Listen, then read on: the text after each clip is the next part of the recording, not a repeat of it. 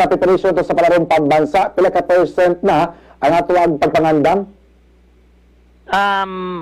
Actually, kung mayong kag preparation, prepared na kayo ang syudad sa Sugbo sa pag-host. Ang ako lang yung concern atong mga panahon na mao ang oval.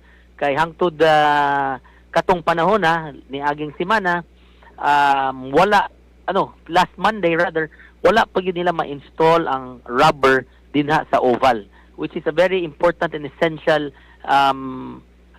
kaning facility kay para mapadayon yun ang atong mga games o mga sports activities diha sa oval. Labi ng atong opening o closing naa diha po sa oval. So ang ako alang yun is that prepared na yun da, but I was just concerned about the oval.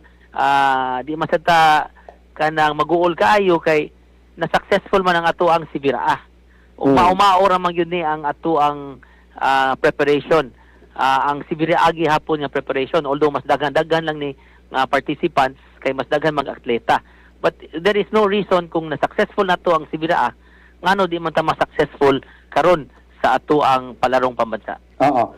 Human di suspenso on 3 days ang procurement sa palarong pambansa. So unsa na update ato pag-review nimo sa procurement, Mayor?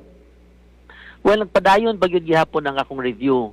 Unya kung ako makitaan nga makiangayon ang kaning pagpalit aning mga butanga or paghimo aning mga infrastruktura, di ato yun ang ipadayon. Pero og magtan-aw ko nga dili prioridad og nag-usik-usik lang sa kwartas gobyerno, dili yun nato ipadayon. Dako pagtula ko nga makasave tas budget ani kay imo hagpatan asay i-priority, asay i-defer, labi na nga ang Lapu-Lapu, ang Mandawi, mapagamit po sa ilang mga facility. So kisa bakunuran ang budget nga magawas gikan sa panuganan sa Cebu City Government. Sakto ba ko, Mayor? That is correct. That is very correct.